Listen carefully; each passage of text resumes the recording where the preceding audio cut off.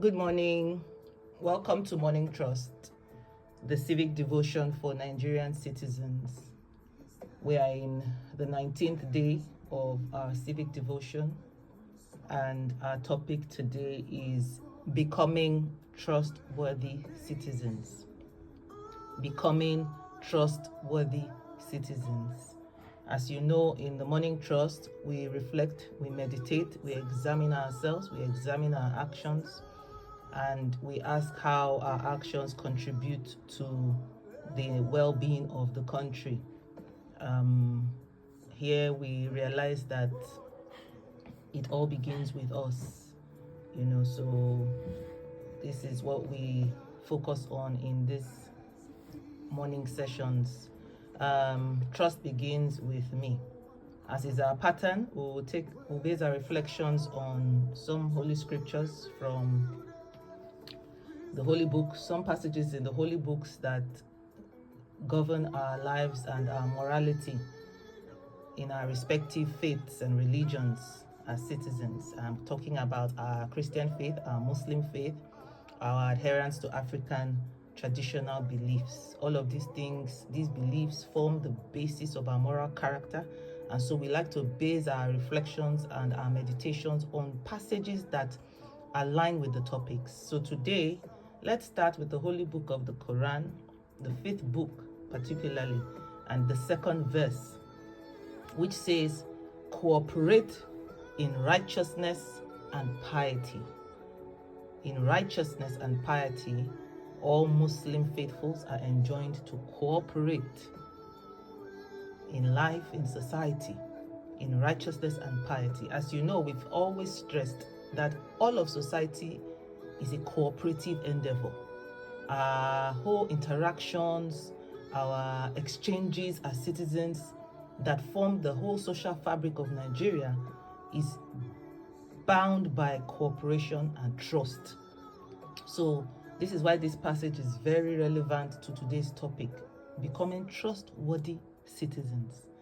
Now, the Bible says in the book of Matthew chapter 7 verse 12 that whatever you wish others would do to you, do also unto them. It gives a kind of standard,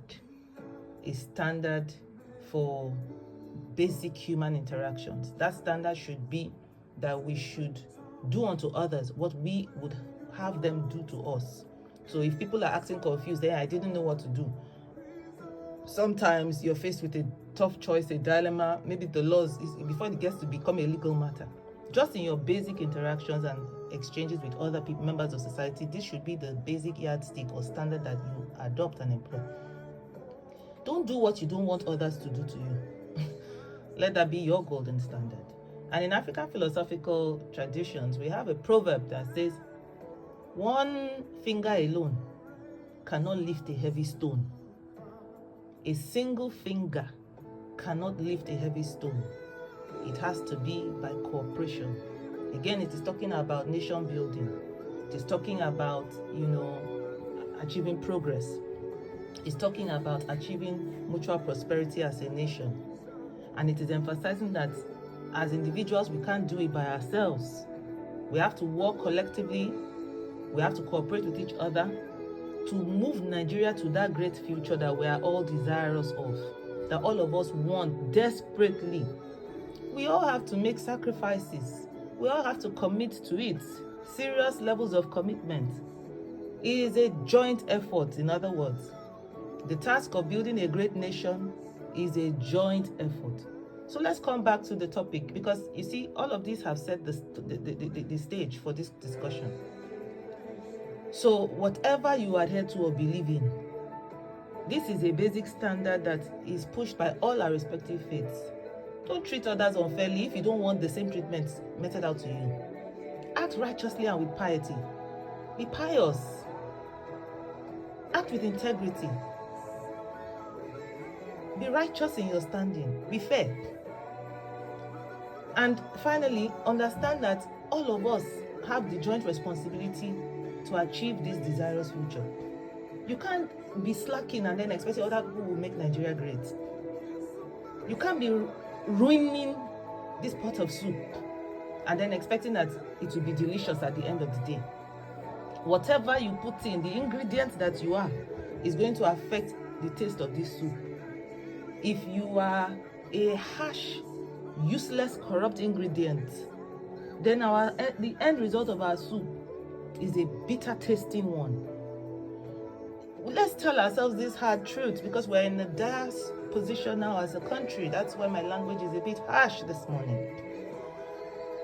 Good citizenship is not only about, oh, my right. You have responsibilities too. The country does not just happen. It is based on the sum total of our individual actions. Every small action matters. We've emphasized it in this morning sessions constantly and consistently. Every little action matters. Because you have to ask yourself, if everybody behaves the way that I behave, what kind of country would Nigeria become? Yes, that's the question to ask. So this thing that I am doing now, if everybody is doing this same thing, would Nigeria be good? If the answer is yes, by all means continue. But if you examine it critically and know that this same thing you are doing, if everybody repeats it and does the same thing, it cannot bring about a desirous end for Nigeria, then please stop it. If everybody does the same thing, what would the result be? So that's why we're looking at our actions. We're saying becoming trustworthy citizens. And what does that entail? Because if the Quran is saying, oh, cooperate in righteousness and piety, what does being righteous as a citizen look like? Is it about praying? Is it about giving offering in the mosque? It's not about that.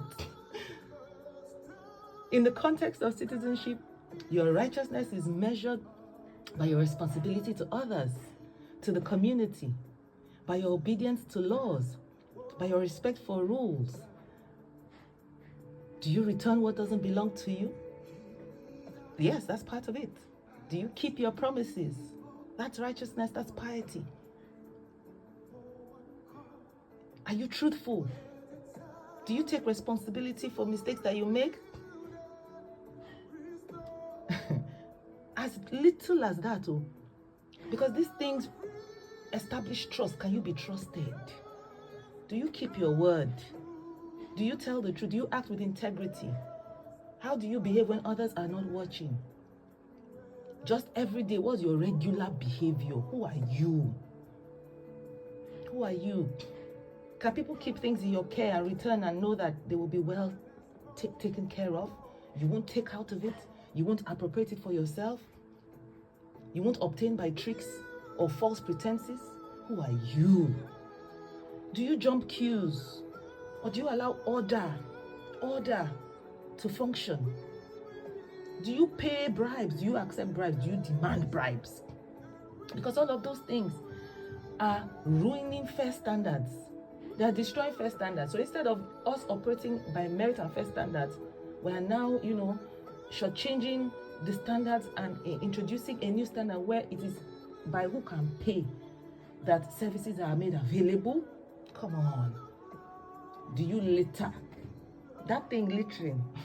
When you walk out into the public and you see dirty, offensive streets, when we are surrounded by floods, when our cars are submerged, and when we want to go from point A to point B, we have to waddle through floods.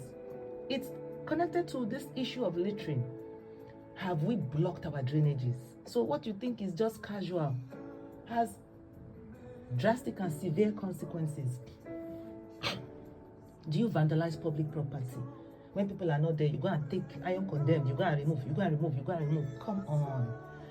It has consequences now. The road, we can't ply the roads, people are going to ruin it. The railway tracks, NEPA installations, telecoms installations, you name it, whatever installation, the minute security are not there, people go and vandalize. Why?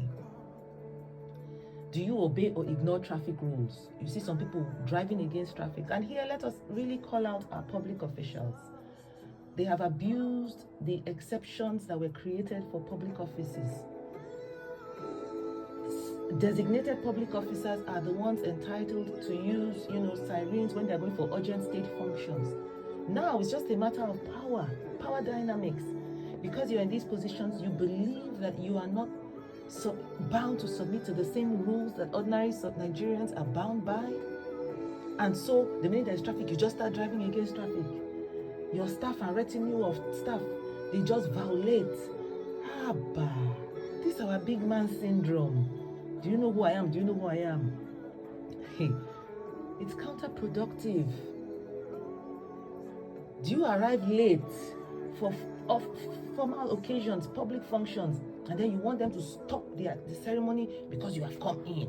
You are the big man, you are the state functionary, so you walk in, and that lateness is not because you were, involved or engaged in urgent state affairs. You just took your time, and then we call it African time. We are becoming unprincipled. So let's examine all these things. Let's examine also the question to ask: if everybody behaves the way I am behaving, how would Nigeria look? How would Nigeria look? So, if you ask that question and you are satisfied with your behavior, by all means continue. But if you ask that question and you find your actions wanting, please, then let's start obeying laws. Let's start respecting public property. Let's stop polluting with noise in the name of worshiping God. Let's start protecting the environment. Let us vote responsibly. Let us help others. Let us even pay taxes to the government. Let us pay our bills, our utilities on time. And also, to those who are responsible for the management of these public funds and trust positions, don't abuse your trust, because it's also a feedback loop. When people begin to disobey, fail to comply, it means it's also signals that trust has broken. They don't trust how you will manage these resources. Every day the news is saturated with people appropriating public funds, corruption and theft, and you still want people to be taking their honest proceeds from honest work to be making these payments. It has implications now. It has implications. So it's a two-way indictment. Please, if everybody behaves the way I am behaving, how will Nigeria look? That's a very important question in this topic called becoming trustworthy citizens. May God help all of us. May God help all of us. Dear God, we thank you for a new day. We thank you for another opportunity to experience life on earth today. Help us to live purposefully, kindly, contentedly, brilliantly, and fully. Guide us, protect us, teach us, correct us, and inspire us. At the end of today, may we bring glory to your mighty name and to our great nation, Nigeria. Amen.